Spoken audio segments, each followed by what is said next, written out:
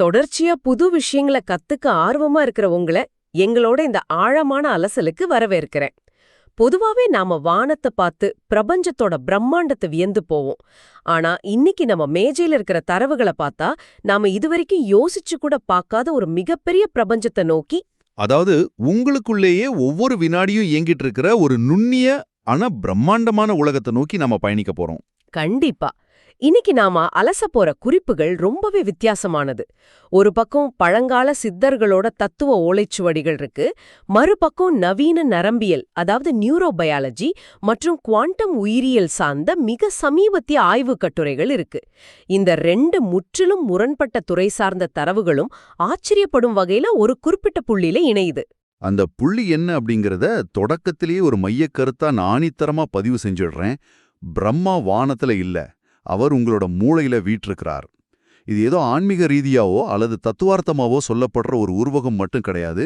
இன்னைக்கு நம்ம கிட்ட இருக்கிற நரம்பியல் ஆய்வறிக்கைகளை வச்சு பார்த்தா இதுதான் நவீன அறிவியல் சொல்ற மிக துல்லியமான உண்மையும் கூட. அந்த உண்மையத்தான் இன்னைக்கு நாம முழுமையா துறக்க போறோம். இந்த மதத்துல படைப்பு கடவுளான பிரம்மாவுக்கு 4 முகங்கள் இருக்கிறதா புராணங்கள் சொல்லுது. அந்த 4 முகங்கள் அப்படிங்கிற குறியீட்ட பழங்கால சித்தர்கள் அந்த கரணம் அப்படிங்கிற தத்துவத்தோட எப்படி விளக்குனாங்க? அது மட்டும் இல்லாம அதே குறியீட்ட நம்ம நவீன நரம்பியல் அறிவியலும் ஜெனடிக்ஸ் துறையும் எப்படி தர்க்க ரீதியா உறுதிப்படுத்துது அப்படிங்கறத நம்ம ரொம்ப ஆழமா பார்க்க போறோம். ஆமா, முதல்ல சித்தர்களோட பார்வையில இருந்து தொடங்குவோம். அண்டத்தில் உள்ளது பிண்டத்தில் அப்படிங்கிற ஒரு புகழ்பெற்ற சித்தர் தத்துவம் இருக்கு. அதாவது வெளியே இருக்கிற இந்த பிரம்மாண்டமான பிரபஞ்சத்தோட ஒரு சின்ன குறுக்குவெட்டு தோற்றம் தான் மனித உடல் அப்படிங்கிறது அவங்களோட வாதம். அப்படியென்றால் பிரம்மா அப்படிங்கிறவர் வெளியே எங்கேயோ உட்காந்துட்டு உலகத்தை படைக்கிற ஒரு நபர் கிடையாது. அவர் உங்களுக்குள்ளேயே இயங்குற படைப்பாற்றலோட ஒரு குறியீடு. இத புரிஞ்சிக்க நாம அந்த கரணம் அப்படிங்கிற தத்துவத்தோட ஆழத்துக்கு போகணும். அந்த கரணம் அப்படின்னா உள்கருவி, இல்லனா இன்னர் இன்ஸ்ட்ருமெண்ட் அப்படின்னு பொருள். மனிதனுக்குள்ள எண்ணங்களை உருவாக்குற இந்த உள்கருவி 4 பிரிவுகளை கொண்டது அப்படின்னு சித்தர்கள் வரையறுக்கிறாங்க இல்லையா? சரியா சொன்னீங்க. மனம், புத்தி, சித்தம், அப்புறம் அகங்காரம். இந்த 4 தான் பிரம்மாவோட 4 முகங்கள். இந்த 4 முகங்களும் இணைந்து தான் நீங்க இப்போ உணர்ந்துட்டு இருக்கிற உங்க ரியாலிட்டிய ஒவ்வொரு நொடியும் படைக்குது. நம்ம மேஜையில் இருக்கிற நரம்பியல் ஆய்வறிக்கைகளை இதுக்கு இணையா வச்சு பார்க்கும்போது இது மூளையோட பெருமூளை பகுதி, அதாவது செரிப்ரம் கூட மிக துல்லியமா பொருந்துது. செரிப்ரம்ல இருக்கிற 4 முக்கிய கதுப்புகள் அதாவது லோப்ஸ் தான் இந்த அந்தக்கரணத்தோட 4 முகங்கள் அப்படின்னு நம்ம தாராளமா சொல்லலாம். இத நரம்பியல் அறிவியலோட இணைச்சு பார்க்கும்போது இந்த புரிதல் இன்னும் சுலபமா இருக்கு. நம்ம நேயர்களுக்கு இது எப்படி நடைமுறையில செயல்படுது அப்படின்னு விளக்க ஒரு யதார்த்தமான உதாரணத்தை எடுத்துப்போம். ஒரு ரோஜாப்பூ உதாரணத்தை எடுத்துக்கலாம். அல்லது ஒரு மைக்ரோ செகண்ட்ல உங்க மூளைக்குள்ள நடக்கிற அந்த மாயாஜாலத்தை எப்படி பிரிச்சு பார்க்கறது? அந்த நுண் வினாடிய நாம 4 படிநிலைகளா பிரிக்கலாம். முதல் படிநிலை மனம். இது ஒரு ரிசீவர் மாதிரி செயல்படுது. உங்க கண்கள் மூலமா அந்த ரோஜாவோட உருவத்தை, அதோட சிவப்பு நிறத்தை, அதோட வடிவத்தை ஒரு டேட்டாவா மூளைக்கு அனுப்புறீங்க. இது என்ன, ஏதோ ஒரு நிறம் வடிவம் அப்படின்னு மனம் சலனப்படுது. ஆமா, இது வெளியுலகத்திலிருந்து தகவல்களை சேகரிக்கிற வெறும் ரிசீவர் வேலை மட்டும்தான். அறிவியல்ல இது மூளையோட பின்கதப்பு, அதாவது ஆக்சிபிட்டல் லோப் செய்யற வேலை. காட்சிகளை உருவாக்குவதும் பார்வை தகவல்களை வாங்குவதும் இதோட வேலை. இந்த இடத்துல அந்த பொருள் என்னன்னு உங்களுக்கு தெரியாது, வெறும் பிக்சல்கள் மட்டுமே மூளைக்கு போகுது. ஆவா, பின்கதப்பு அப்படிங்கிறது வெறும் கேமரா மாதிரி செயல்பட்டு பாக்குறத உள்வாங்குற மனம். இதுதான் முதல் முகம். ஆனா வெறும் தகவலை மட்டும் வச்சுக்கிட்டு நாம செயல்பட முடியாதே. அந்த தகவலை அலசி ஆராய மூளையோட அடுத்த பகுதி வரங்க இல்லையா? அதனாலதான் 2வது முகம், அதாவது புத்தி உள்ளே வருது. இந்த புத்தி ஒரு அனலைசர். மனம் கொடுத்த அந்த தகவலை புத்தி தர்க்க ரீதியா அலசுது. சிவப்பு நிறம் இருக்கு, கீழே முட்கள் இருக்கு, இதழ்கள் இப்படி வளைஞ்சிருக்கு.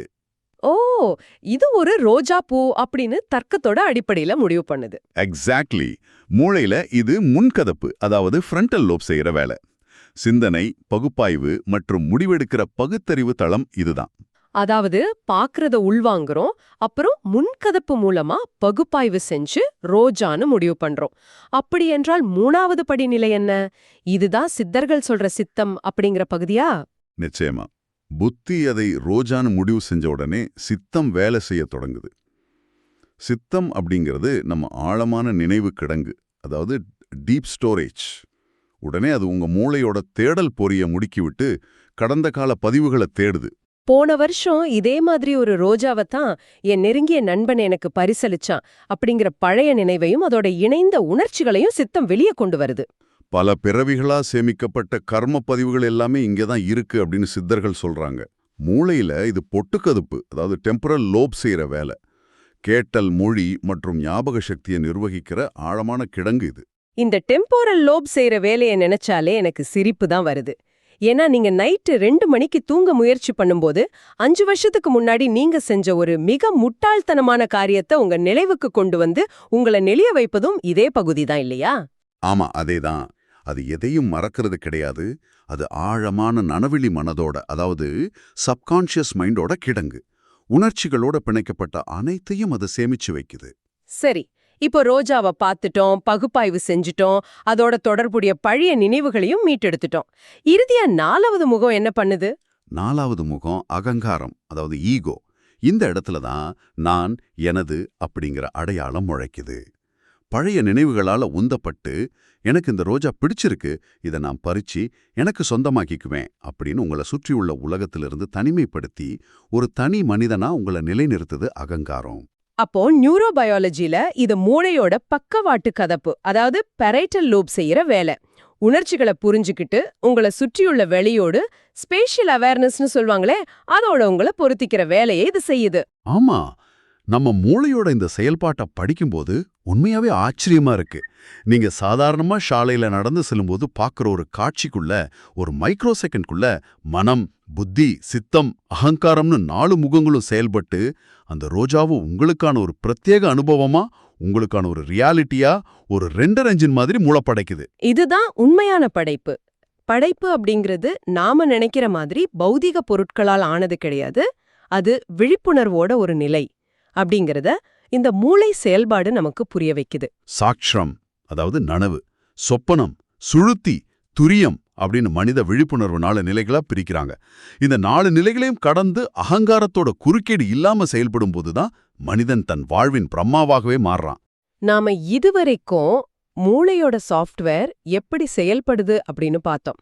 இப்போ இதோட ஹார்ட்வேரான பிரபஞ்சத்தோட உயிரியல் படைப்புக்குள்ள நுழைவோம். புராண குறிப்புகளை எடுத்துக்கிட்டா பிரம்மா தன்னோட 4 முகங்கள் வழியா ரிக், யஜுர், சாம, அதர்வண அப்படிங்கிற 4 வேதங்களை உச்சரிச்சு அந்த ஒலிகளோட அதிர்வுகள் மூலமா பிரபஞ்சத்தோட அனைத்து உயிர்களையும் படைத்தார்னு ஒரு கதை இருக்கு. நாம சற்று முன் பார்த்த இந்த ஜெனடிக்ஸ் ஆய்வறிக்கையை வாசிக்கும்போது இந்த கதைக்கும் நவீன அறிவியலோட அடிப்படைக்கும் ஒரு பிரிக்க முடியாத பந்தம் இருக்கிறதுன்னு புரியுது. அந்த புராண கதைய நவீன உயிரியலோட லென்ஸ் கொண்டு பார்த்தா அந்த 4 வேதங்கள் அப்படிங்கிறது அறிவியல்ல டிஎன்ஏவோட 4 அடிப்படை வேதியியல் கூறுகள் அப்படிங்கறத புரிஞ்சுக்கலாம். இந்த பிரபஞ்சத்துல பாக்டீரியா தொடங்கி நீலத்திமிங்கலம், மனிதன் வர பல கோடி உயிரினங்கள் இருக்கு. ஆனா அத்தனையும் படைத்த அந்த பிரம்மா மூலக்கூறு எதுன்னா அது டிஎன்ஏ தான்.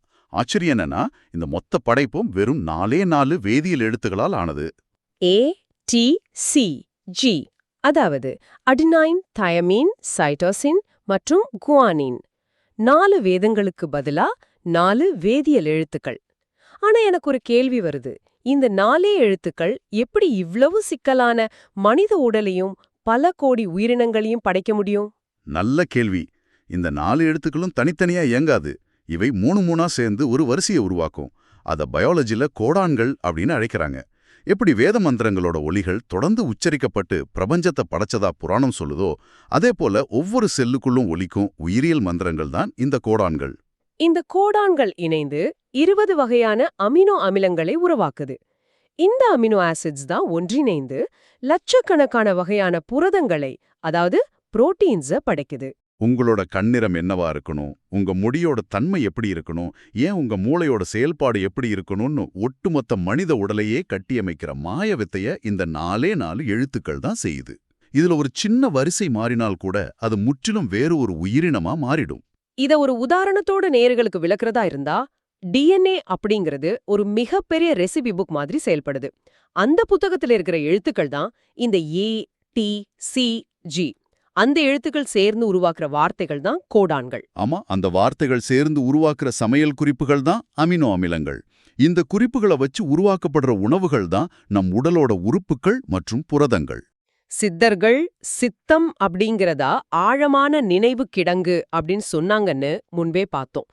நம்ம மூதாதையர்களோட குணங்கள் கர்மாக்கள் எல்லாம் அங்குதான் சேமிக்கப்பட்டிருக்கோம் அப்படின்னு சொன்னாங்க. அப்படியென்றால் நவீன அறிவியல் சொல்ற இந்த டிஎன்ஏ தான் சித்தர்கள் சொன்ன சித்தம் அப்படிங்கிறத நம்ம இப்போ மிக தெளிவா உணர்ந்துக்க முடியுது. அது ஒரு மிகச்சரியான ஒப்பீடு. டிஎன்ஏ அப்படிங்கிறது ஒரு அசுரத்தனமான இன்ஃபர்மேஷன் ஸ்டோரேஜ். பல ஆயிரம் தலைமுறைகளா உங்க மூதாதையர்கள் வாழ்ந்த சூழல், அவங்களோட உடலமைப்பு, அவங்க சந்திச்ச நோய்கள், அவங்களோட குணாதிசயங்கள் எல்லாம் இந்த 4 எழுத்துக்கள்ல ஒரு ரகசிய குறியீடா பதிவாகி உங்களுக்கு கடத்தப்படுது. இதத்தான் நவீன அறிவியல் எபிஜெனெட்டிக்ஸ் அப்படிங்கிற துறையோட மூலமா மிக ஆழமா விவாதிக்குது. நீங்க எபிஜெனெட்டிக்ஸ் பத்தி பேசும்போது நம்ம கலாச்சாரத்துல ஆழமா வேரூன்றி இருக்கிற தலையெழுத்து அப்படிங்கிற வார்த்தை எனக்கு நினைவுக்கு வருது. ஆமா, குழந்தை பறக்கும்போதே அதோட தலையில, குறிப்பா நெற்றியில பிரம்மா விதியை எழுதிடுறார், அதை மாத்த முடியாது அப்படின்னு பலரும் சொல்லுவாங்க. ஆனா அதே சித்தர்கள் நெற்றிப்புட்ல இருக்கிற ஆக்ஞா சக்கரத்தை சுட்டிக்காட்டி விதிய மதியால வெல்லலாம் அப்படின்னு உறுதியா சொல்வாங்களே. இந்த முரண்பாட்டை நாம எப்படி புரிஞ்சுக்கிறது? நெற்றியில எழுதப்பட்ட விதிய நம்மால மாத்த முடியுமா? இது ஒரு முரண்பாடே கிடையாது. சொல்லப்போனா இதுதான் அறிவியலோட உச்சம். அறிவியல் ரீதியா பார்த்தா உங்க மூதாதையர்களோட குணங்களும் நோய்களுக்கான சாத்தியக்கூறுகளும் உங்க டிஎன்ஏவில் எழுதப்பட்டுடுது. இதைத்தான் நாம ஜெனட்டிக் டெஸ்டினி அப்படின்னு சொல்றோம். ஆனா அதே சமயம் ஒரு மனிதனோட ஆளுமை, அவனோட சமூக நடத்தை, தர்க்க ரீதியான சிந்தனை, அப்புறம் அவனோட வாழ்க்கை முடிவுகளை தீர்மானிக்கிற மூளையோட ப்ரீஃப்ரண்டல் கார்டெக்ஸ் எங்க இருக்கு தெரியுமா? அது சரியா நம்ம நெற்றி பகுதிக்கு பின்னாலதான் அமைஞ்சிருக்கு. எக்ஸாக்ட்லி. அதனாலதான் உங்க வாழ்க்கையை தீர்மானிக்கிற அந்த பகுதியே நெற்றியில் இருக்கிற தலையெழுத்து அப்படின்னு அவங்க உருவகப்படுத்தினாங்க. ஓ, அப்படி என்றால் விதியை மதியால் வெல்லலாம் அப்படின்னு சித்தர்கள் சொன்னதுக்கு மிக நேரடியான ஒரு அறிவியல் விளக்கம் இருக்கா? நம்ம விதியை நாமே கையில எடுக்க முடியுமா? 100% முடியும். இதுதான் எபிஜெனெட்டிக்ஸ் செய்கிற அற்புதம். நம்ம உடலோட படைப்பாளி நாமே அப்படிங்கறத நேர்கள் ஆழமா புரிஞ்சுக்க செவிமடுக்கணும். உங்க மூளையில உருவாகிற எண்ணங்கள் அப்படிங்கிறவ வெறும் கற்பனையோ அல்லது காத்துல கரையிற விஷயங்களோ கிடையாது. அவை எலக்ட்ரோ மேக்னெட்டிக் ஃப்ரீக்வன்சிஸ், அதாவது மின்காந்த அதிர்வுகள். நீங்க ஒரு ஆழமான எண்ணத்தை உருவாக்கும் போது அது உங்க மூளையில ரசாயன மாற்றங்களை உருவாக்குது. இந்த ரசாயனங்களுக்கு நியூரோபெப்டைட்ஸ் அப்படின்னு பேரு. ஆமா, இந்த நியூரோபெப்டைட்ஸ் உங்க இரத்த ஓட்டத்துல கலந்து உங்க செல்லோட நியூக்ளியஸ்குள்ள நுழைஞ்சு அங்கே சுருந்து கிடக்கிற டிஎன்ஏவில உள்ள மரபணுக்களோட செயல்பாட்டையே மாற்றி அமைக்குது. அதாவது குறிப்பிட்ட மரபணுக்களை ஸ்விட்ச் போடுற மாதிரி ஆன் மற்றும் ஆஃப் செய்ய இதால முடியுது. நேயர்களுக்கு இத புரிய வைக்க நான் முன்னாடி சொன்ன அதே சமையல் குறிப்பு புத்தக உதாரணத்தையே எடுத்துக்கிறேன். டிஎன்ஏ அப்படிங்கிறது சமையல் குறிப்பு புத்தகம்னா, எபிஜெனெட்டிக்ஸ் அப்படிங்கிறது அந்த புத்தகத்தை வச்சு சமைக்கிற சமையல்காரன். அந்த சமையல்காரன் உங்க விழிப்புணர்வு. ரொம்ப சுலபமா சொல்லிட்டீங்க. ஒரு குறிப்பிட்ட நோய் வரணும் என்றோ அல்லது கோபமான குணாதிசயம் இருக்கணும் என்றோ உங்க டிஎன்ஏ புத்தகத்துல எழுதப்பட்டிருந்தாலும் உங்க எண்ணங்கள் அப்படிங்கிற சமையல்காரனை வச்சு அந்த மரபணுக்களோட செயல்பாட்டை உங்களால மாற்றி அமைக்க முடியும். இது நியூரோபிளாஸ்டிசிட்டி பற்றிய நம்ம புரிதலையே முற்றிலும் மாற்றுது. துல்லியமா பிடிச்சிட்டீங்க. பிரம்மா எழுதிய தலையெழுத்த உங்களுக்குள் இருக்கிற அந்த கரணத்தோட துணையோட நீங்களே மாத்தி எழுதிக்க முடியும். உங்களோட தற்போதைய விழிப்புணர்வு, அதாவது மதிய கொண்டு உங்களோட டிஎன்ஏ விதியை வெல்ல முடியும். ஒவ்வொரு முறை நீங்க புதிய விஷயங்களை கற்கும் போதும், தியானம் செய்யும் போதும், ஆழமா சிந்திக்கும் போதும் உங்களோட மூளையில புதிய நியூட்ரல் பாத்வேஸ் உருவாகுது. நீங்க விழிப்புணர்வோடு வாழும்போது நீங்களே உங்க விதியோட பிரம்மாவா, உங்க வாழ்க்கையோட படைப்பாளியா மாறுறீங்க. இவ்ளோ பெரிய படைப்பு சக்தியை கொண்ட பிரம்மாவுக்கு ஏன் பூமியில தனியா கோவில்கள் இல்ல அப்படிங்கிற தர்க்க ரீதியான கேள்வி இங்க வருது. நாம பாக்குற விஷ்ணுவுக்கும் சிவனுக்கும் பல பிரம்மாண்டமான கோவில்கள் இருக்கு. ஆனா பிரம்மாவுக்கு அவர் சிவனிடம் பொய் சொன்னார், சரஸ்வதியால சபிக்கப்பட்டார் அப்படிங்கிற சில புராண கதைகளை தாண்டி இதுக்குள்ள ஆழமான அறிவியல் அல்லது தத்துவ காரணம் இருக்கான்னு கேட்டா கண்டிப்பா இருக்கு. அதன காரணம்? நாம ஆரம்பத்திலேயே பார்த்தோம், பிரம்மா அப்படிங்கிறது வெளியில இருக்கிற ஒரு நபர் கிடையாது, அவர் நமது மனம் அப்படின்னு. மனம் அப்படிங்கிறது எப்போதுமே சலனப்பட்டுக்கிட்டே இருக்கிற ஒரு மாயாவலை. அப்படிப்பட்ட சலனப்படுற ஒரு தன்மையை கடவுளா வச்சு ஒரு நிலையான கல்லுக்குள்ள அடைச்சு வழிபட முடியாது. மேலும் படைப்பு அப்படிங்கிறது ஒரு வினாடியில அல்லது ஒரு மைக்ரோ செகண்ட்ல நடந்து முடிஞ்சிடுற ஒரு நிகழ்வு. அது ஒரு நிலையற்ற தன்மை கொண்டது. அது உண்மைதான். ஒரு குழந்தை பிறந்த உடனே அந்த படைக்கிற வேலை முடிஞ்சிடுது. அதன் பிறகு அதை எப்படி பாதுகாப்பது, எப்படி வளர்ப்பது, காலப்போக்கில் எப்படி மாற்றுவது அப்படிங்கிற வேலைகள் தான் நடக்குது. அதனால தான் மனிதர்கள் காக்கும் சக்தியான விஷ்ணுவையும் மாற்றி அமைக்கும் சக்தியான சிவனையும் வழிபடுறாங்க. உங்கள தனியா பிரிச்சு காட்டுற உங்க அகங்காரத்தை அல்லது படைப்போட கர்வத்தை நீங்க வழிபடுறது ஆன்மீகத்தோட அடிப்படைக்கே எதிரானதுங்கிறதாலேயே பிரம்மாவுக்கு கோவில்கள் இல்ல அப்படின்னு தத்துவம் சொல்லுது. அப்படியென்றால் நமக்குள் இருக்கிற இந்த படைப்பு சக்தியை தொடர்பு கொள்ள நமக்கு ஒரு இடமே இல்லையா அப்படிங்கிற கேள்வி வரும். வெளியுலகத்துல இல்லைன்றாலும் நமக்குள் அதுக்கான வழி இருக்கு. வெளியுலகத்துல கல்ல கொண்டு கட்டிய கோவில் பிரம்மாவுக்கு இல்ல. ஆனா உங்களுக்குள்ளேயே அதுக்கான ஒரு உயிரியல் கோவில் இருக்கு. அந்த பயாலஜிக்கல் டெம்பிளோட கதவுகள் திறக்கிற நேரத்தை தான் பிரம்ம முகூர்த்தம் அப்படின்னு சொல்றாங்க. அதிகாலை 3:30 மணி முதல் 5:30 மணி வரை உள்ள நேரத்தை நம்ம அப்படி அழைப்போம். இத பிரம்மா அந்த பிரபஞ்சத்தை படைத்த நேரம் அப்படின்னு கூறுவாங்க. ஆனா இந்த நேரத்துக்கும் நம்ம உடலுக்கும் குறிப்பா நம்ம மூளைக்கும் என்ன தொடர்பு இருக்குன்னு இந்த எண்டோக்ரைனாலஜி ஆய்வறிக்கை சொல்லுது. அந்த அதிகாலை நேரத்துல நம்ம மூளையில நடக்கிற எண்டோக்ரைனாலஜி அற்புதங்களை நீங்க கட்டாயம் தெரிஞ்சுக்கணும். இந்த அதிகாலை வேளையில நம்ம மூளையில இருக்கிற பீனியல் சுரப்பி ரொம்ப சீராகவும் சக்தி வாய்ந்ததாகவும் இயங்கும். ஏவுல நாம தூங்குவதற்கு சுரக்கிற மெலட்டோனின் அப்படிங்கிற ஹார்மோன் குறைஞ்சு செரட்டோனின் அப்படிங்கிற விழிப்புணர்வு மற்றும் அமைதிக்கான ஹார்மோன் அதிக அளவுல உற்பத்தியாகிற மிக முக்கியமான நேரம் அது. அது மட்டும் இல்லாம அந்த நேரத்துல வளிமண்டலத்துல ஓசோன் படலம் பூமிக்கு அருகில் இருப்பதாலும் பிராணவாயு மிகவும் தூய்மையா இருப்பதாலும் மூளைக்கு மிகச்சிறந்த ஆக்சிஜன் கிடைக்குது. ஆக உடலும் இயற்கையும் உச்சக்கட்ட தூய்மையில இருக்கிற நேரம் அது. இது எப்படி படைப்புக்கு உதவுது அப்படிங்கறத நேயர்களோட இணைச்சு பாக்குறேன். அந்த நேரத்துல விழித்தெழுந்து தியானம் செய்யும் போதோ அல்லது ஆழமா சிந்திக்கும் போதோ உங்களோட அன்றாட சலனங்களான அகங்காரத்தோட குறுக்கீடு மிக குறைவா இருக்கும். அகங்காரத்தோட சத்தம் அடங்கியிருப்பதால உங்களால நேரடியா உங்களோட நனவிழி மனதை, அதாவது சித்தம் எனப்படும் அந்த ஆழமான நினைவு கிடங்க மிக எளிதா தொடர்பு கொள்ள முடியும். அகங்காரத்தோட தடையின்றி சிதறாத கவனத்துடன் இருக்கும்போது உங்களோட எண்ணங்கள் அதிக அதிர்வெண் கொண்ட மின்காந்த அலைகளா மாறி நேரடியாக உங்களோட டிஎன்ஏவை அடையுது. உங்களோட மரபணுக்களை நீங்களே புதிதா படைக்க, அதாவது உங்க ஆழ்மனதை ரீப்ரோகிராம் செய்ய இதுவே மிகச்சிறந்த நேரம். உங்களை நீங்களே மீண்டும் படைத்துக் கொள்ளும் நேரம் அப்படிங்கறதால தான் இந்த உடலியல் நிகழ்வை பிரம்ம முகூர்த்தம் அப்படின்னு அழைச்சாங்க. என்ன ஒரு அற்புதமான பயணம் இது! பழங்கால உருவகங்களான பிரம்மாவோட 4 முகங்கள், 4 வேதங்கள், நெற்றியில எழுதப்பட்ட தலையெழுத்து ஆகியவை எப்படி வெறும் கட்டுக்கதைகள் இல்ல அப்படிங்கறத இன்னைக்கு நம்ம குறிப்புகளோட மூலமா ஆழமா புரிஞ்சுக்கிட்டோம். அவை மனித மூளையோட பரிணாம வளர்ச்சியையும் நரம்பியல் இயக்கத்தையும் எபிஜெனெட்டிக்ஸ் எனப்படும் குவாண்டம் உயிரியலையும் எவ்வளவு நுட்பமா விளக்குற ஆழமான குறியீடுகள் அப்படின்னு பார்க்கும்போது பிரமிப்பா இருக்கு. மனம், புத்தி, சித்தம், அகங்காரம் அப்படிங்கிற அந்த கரணம் முதல் டிஎன்ஏயோட ஏடிசிஜி அப்படிங்கிற 4 எழுத்துக்கள் வரை எல்லாமே ஒன்னோட ஒன்னு இணைக்கப்பட்ட ஒரு பிரபஞ்ச நடனம் தான் இது.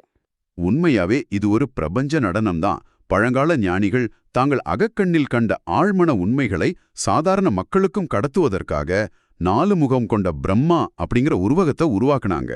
இன்னைக்கு நவீன அறிவியல் அத மைக்ரோஸ்கோப்புகள் மூலமாவும் ஸ்கேனர்கள் மூலமாவும் நிரூபிச்சு வருது.